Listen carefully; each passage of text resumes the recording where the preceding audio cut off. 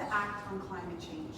And as I said earlier, we're feeling it very strongly in this county. I don't believe there's anyone in this room who doesn't think that we're feeling the impact of climate change given what's happened on your farms this year.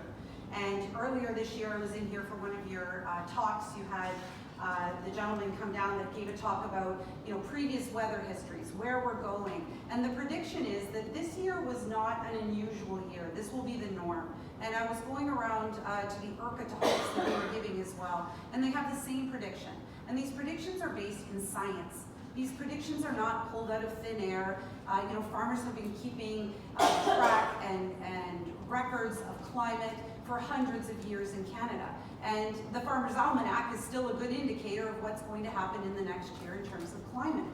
So climate is an issue that we all need to address. Our young people are urging us to address this issue. But we believe that along with addressing climate change comes great opportunity. First of all, we're sitting in a manufacturing hub of the country. We need to manufacture the green technology of the future.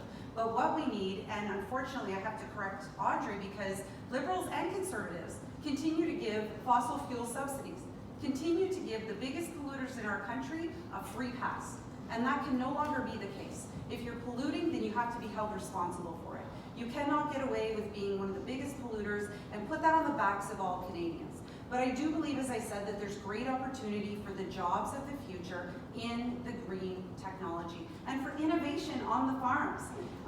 Farmers are incredible innovators, and I believe that the farms of the future are where you're working towards now. And I know that the impact today is very devastating on all of us, but I'm confident that all of you are going to look into ways to farm more effectively given the drought and given the flooding that we're experiencing. And for us, as I said, we're surrounded by water, so the Great Lakes impact us tremendously. So making sure that we're taking care of the Great Lakes is of a great importance to rural communities and as well to farmers.